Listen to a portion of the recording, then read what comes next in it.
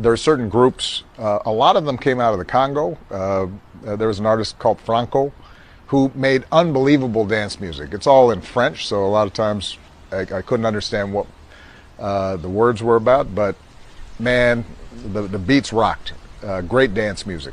In the heart of Africa and the bustling city of Kinshasa, one man will rise from humble beginnings to become one of the most powerful and influential musicians the continent has ever seen.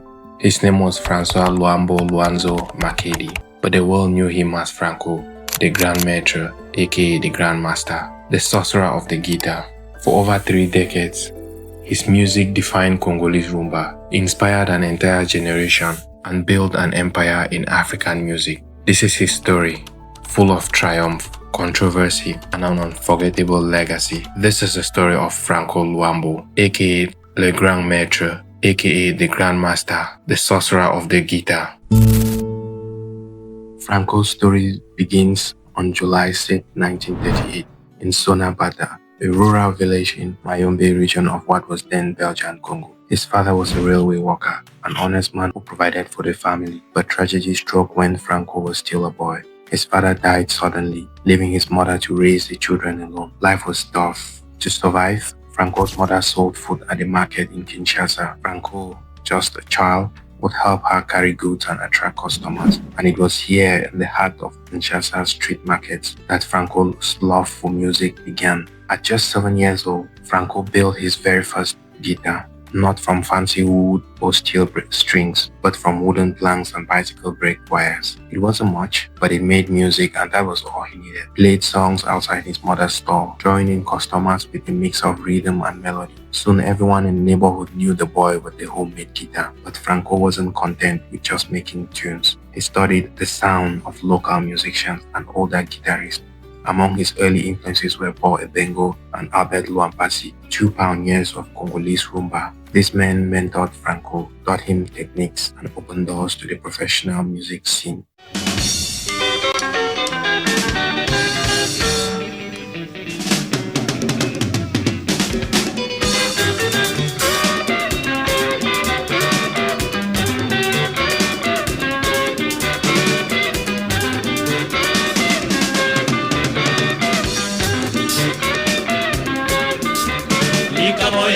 Papa, soukous mama, basilisa se maloba, ezali etinda ya nzambe, aye mama o mama, aye o mama o mama.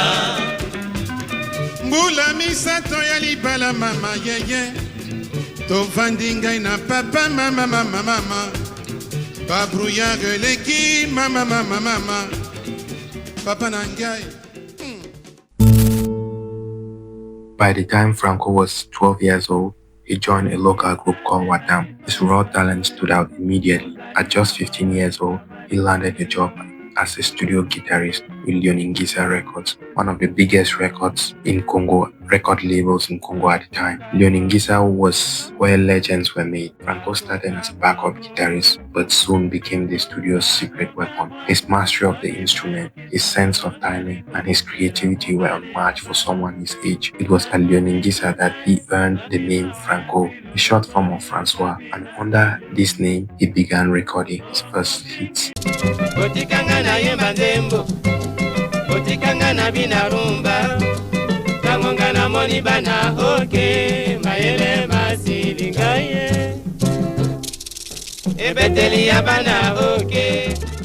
His early works already showed signs of the genius that would dominate African music for decades to come.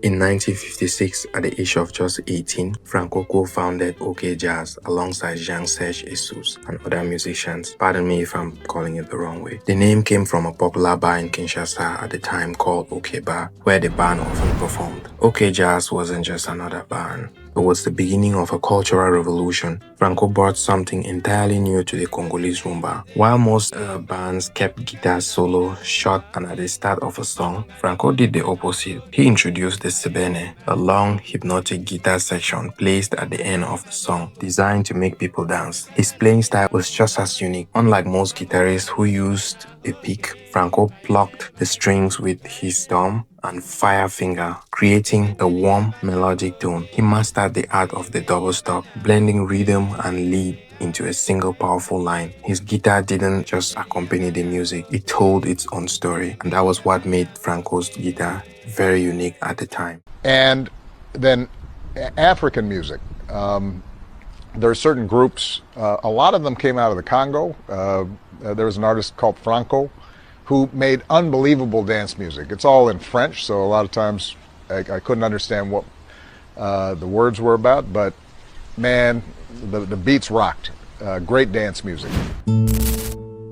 By the 1960s, Congo had gained independence and Franco's music became the soundtrack of a new nation. OK Jazz grew bigger and bigger, and by the 1970s, it was renamed Tout Puissant Orchestre Quinoa de Jazz, sorry if I'm not pronouncing it well, or TP-OK Jazz. In its interpretation in English, the All-Powerful Jazz Orchestra. The name wasn't an exaggeration. With over 30 musicians, TP-OK Jazz was Africa's most powerful musical force. Franco became known as Grand Maître, which in English is the Grand Master. His leadership was strict. He demanded discipline and perfection from his musicians. He paid them well, but he also controlled everything. TP-OK Jazz was not just a band, it was an empire. His music wasn't just entertaining. Franco wrote songs full of proverbs, life lessons, and social commentary. He sang about politics, life, love, betrayal, corruption, and morality. Songs like Tre Mpoli and Nakamituna, sorry if I'm not pronouncing it correct, became cultural talking points.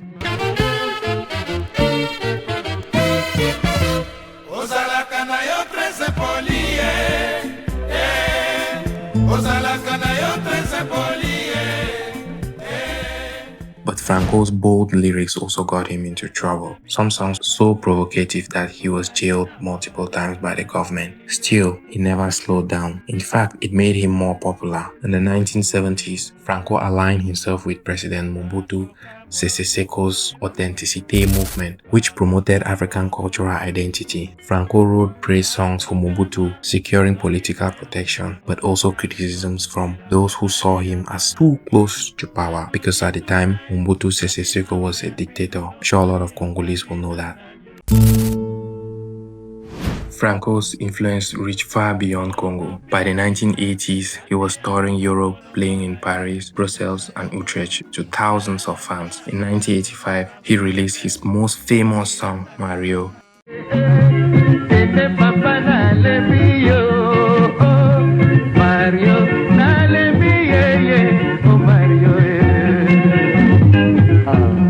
Famille Mario bakanisaka Mario apesaka nga mosolo zokanga moto naleisaka nalatisaka nalalisaka ye Mario na paye Mario na lembie luka mosala na paye mobali akutinga na bomengo asengi akomandenga na ndimi Mario akutinga na ngenga senja dirisenga na ndimi. A satirical hit about a young man who lives off older women. The song was a phenomenon, selling more than 200,000 copies in Zaire alone. To this day, Mario is one of the most iconic Congolese songs ever recorded. Franco also tackled serious issues. His song, Attention na Sida, warned about the dangers of AIDS, a topic few dared to speak at the time. In many ways, it was a confession of his own health issues, because at the time, it was rumored that Franco was HIV positive. Franco's last major concert was on May 9, 1987 in Utrecht, Netherlands. Fans noticed he looked weak. Rumors spread that he was sick. On October 12, 1989, Franco died in Brussels at just 51 years old, reportedly from an HIV/AIDS related illness. His death shook the entire continent. The Congolese government declared 4 days of national mourning. His funeral in Kinshasa drew tens of thousands of mourners. Fans, musicians, and politicians all came to pay their respect. Franco Luambo wrote over 1,000 songs, recorded 150 albums, and influenced every major African guitarist who came after him. His music laid the foundation for genres like soukous and dombolo. Artists like Koffi Olomide, Papa Wemba, Wenge Musica, and Fally Ipupa all walk in Franco's footsteps. In 2015, a statue of Franco was unveiled in Kinshasa's Place des Artistes, a permanent tribute to the sorcerer of the guitar. Franco wasn't just a musician, he was a storyteller, a cultural leader, a man whose strings shaped a continent's sound.